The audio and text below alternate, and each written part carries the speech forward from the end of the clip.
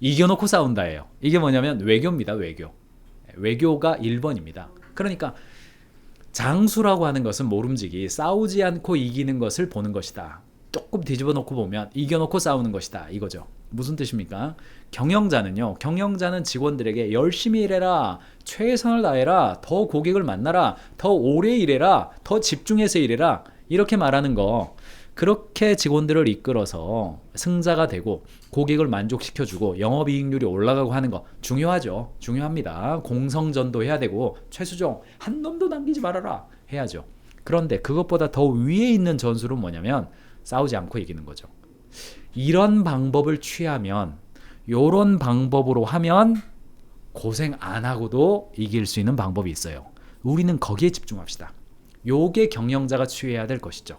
만약 여러분들이 실무자이자 직원이라고 한다면 어떤 경영자, 어떤 경영진과 일하고 싶으세요? 첫 번째 경영진이라고 한다면 이런 거죠. 열심히 일해라. 우리는 위기다. 우리는 어렵다. 우리는 돈도 없다. 우리는 뭐 정부랑 뭐 이런 것도 없다. 그러니 우리는 이길 방법은 열심히 일하는 것밖에 없다. 시킨 대로 열심히 해라. 이런 회사랑 일하고 싶으시겠어요? 아니면 우리는 지식과 노하우를 발견해서 게임 체인저를 하는 회사입니다. 그러니까 열심히 일하는 거 중요하지만 열심히만 일하는 게 아니라 어떻게 하면 우리가 일하는 방식이 바꿔질 건지 그걸 고민하면서 일합시다. 이것은 이렇게 어떻게 하면 덜 고생하고 야근 안 하고 어떻게 하면 신경을 조금 덜 써가면서 일을 해도 고객이 만족하고 우리의 영업이익률은 올라갈 수 있는지 함께 고민하면서 갑시다. 어떤 방향에서 여러분들은 일하고 싶으시겠어요? 그게 이제 게임 체인저 이야기입니다. 고정관념이 달라지는 어떤 요소가 발견이 돼야 돼요. 4년마다 찾아오는 올림픽을 볼 때마다 경영자는 그 안에서 뭘 발견해야 되냐면 물론 첫 번째는 서사를 발견하는 겁니다. 선수들의 스토리를 발견해서 그 스토리를 우리 기업에 어떻게 적용할 것인지 하이제킹하는 겁니다. 사실은 하이제킹하는 거예요. 그런데 다른 한편으로는 선수들이 어떤 게임 체인저가 되었는가, 뭘 들고 나왔는가. 사실은 파리는요. 올림픽을 개최하는 방식 자체의 게임 체인저가 이미 되었어요.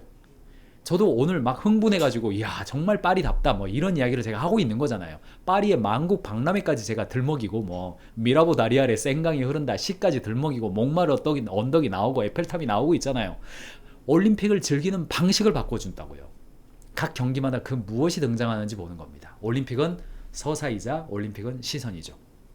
게임 처인자가 되기 위해 고정감을 바꾼다는 거 있죠. 이게 일탈적 아이디어가 성공의 비결이고 엉뚱함을 장려하는 거, 조직 역량과 디지털 역량을 어떻게 결합하느냐가 중요합니다.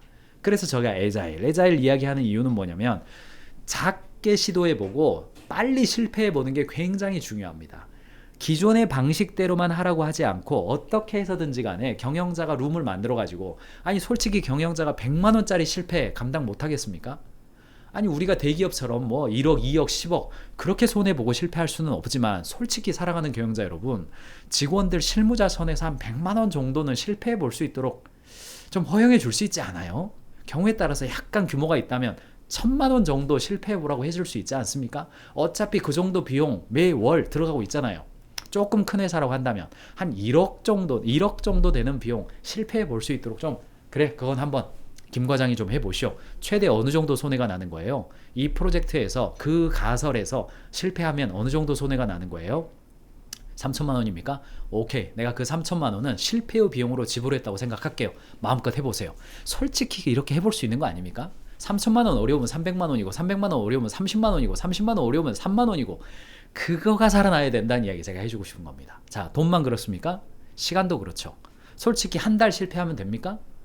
과장급 정도라고 한다면 한 달 정도 공친다고 생각하고 당신 한 달 정도 내가 휴가 보냈다고 생각할 테니까 한 달 정도는 당신 해보고 싶은 거 해보세요. 이렇게 할 수 있는 회사 되면 참 좋겠어요. 한 달 근데 부담스럽죠. 일주일이라면요. 하루라면요. 그렇게 해보는 것을 해보라는 게 지금 에자일 모델이에요. 제 이야기는 그 이야기 하고 있는 겁니다. 자, 그래서 경쟁력 높이는 기업들 A/B 테스트죠. A/B 테스트예요. 실시 후 A/B 테스트라고 하는 것은 통상 이커머스에서 많이 했잖아요. 상세 페이지 만들 때 A로 만들어보고 B로 만들어보고 그 중에서 고객의 반응이 높은 걸로 딱 갈아 끼우는 거죠. 그러니까 얼른 테스트해보고 아, 이게 1년 지나니까 이렇게 되는구나. 아, 결과적으로는 A/B 테스트를 활용하는 기업들이 더 많은 출시와 웹사이트 코드 변경 횟수가 늘어나는구나. 이게 A/B 테스트거든요. 이게 웹사이트만 운영하는 기업만 하는 것이 아니라 일반 기업들도 충분히 할 수 있다는 겁니다. 산업의 고정관념을 깨는 방법, DBR 자료 하나만 가져왔습니다만 번들링, 언번들링 이게 있어요. 기본적으로 아이디어를 만드는 방식은 비즈니스라고 하는 것이 그 비즈니스를 해내는 방식이 다 번들링 되어 있습니다. 예, 락킹 되어 있고 경우에 따라서 밸류 체이닝 되어 있습니다. 다 엮여 있어요. 게임의 룰은 정해져 있어요. 그런데 핵심 기능을 남겨놓고 주변 기능을 언번들링 해보는 겁니다. 그리고 그것을 리번들링, 다른 것으로 갈아 끼워보는 거, 이게 하나 구조도거든요. 이게 잘 표현되어 있어 제가 가져왔습니다만 우리가 제공하고 있는, 우리가 일하고 있는 어떤 방식을 번들링, 언번들링, 이게 체이닝 돼 있죠. 락킹 돼 있죠. 그것을 해체해보고 결합할 때 뭔가 달리 해보는 거, 요겁니다. 자료 하나 더 놓아놓았으니까 여러분 보시기 바라고. 제가 오늘 여러분들에게 말씀드리고 싶은 핵심은 요거예요. 우리가 모든 경우에 혁신을 해낼 수 있습니까? 쉽지 않습니다. 쉽지 않아요. 부분적 혁신이 모여서 큰 혁신이 됩니다. 작은 지식 모여서 큰 지식이 돼요.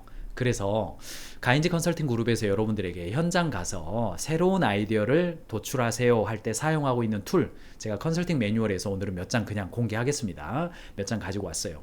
도공상노지예요. 도구, 공정, 상품, 노동, 지식, 이 5가지가 산업혁명 이후로 인류의 혁신을 만들어준 5가지의 패턴입니다. 저희가 보니까 피터 드러커가 이것에 힌트를 줬고요. 저희가 이름을 붙였습니다. 도공상노지라고. 산업혁명, 파리 만국박람회와 런던 만국박람회가 서로 경쟁하고 있을 때 그때 도구와 공정과 상품이 엄청나게 바뀌었습니다. 이게 맨체스터 면직 공장의 이미지 아닙니까? 그 다음에 생산성 혁명이 미국을 주도로 해서 프레드릭 테일러에 의해서 산업 공학이 발생하고 제너럴 일렉트릭과 포드 자동차에서 직원들의 일하는 방식의 고도화를 통해서 또는 경영혁명을 통해서 일하는 방식의 고도화를 통해서 이른바 생산성 혁명이 일어났습니다. 그 결과 유럽 중심의 세계 경제가 미국 중심으로 재편돼 버렸죠. 그래서 우리는 생산성 혁명이라고 부릅니다. 그리고 마지막으로 지식혁명이죠. 이종 업종의 지식이 다른 지식으로 초연결 사회로 넘어가면서 전 세계가 지식이 연결되면서 지식이 지식을 창출하는 사회가 되었고 그 끝판왕으로서 우리는 지금 AI와 로봇과 센싱의 시대를 경험하고 있습니다. 그게 이제 도공상노지예요. 이것을 구조로 보자면 어디가 있죠? 도구, 공정, 노동, 상품, 지식, 이 5가지가 있어요. 도구는 일을 할 때 쓰이는 연장일을 이르는 말로 새로운 도구 사용 및 도구 변화로 업무 생산성을 올리는 방식이에요. 도구, 공정, 노동, 상품, 노동, 그리고 지식.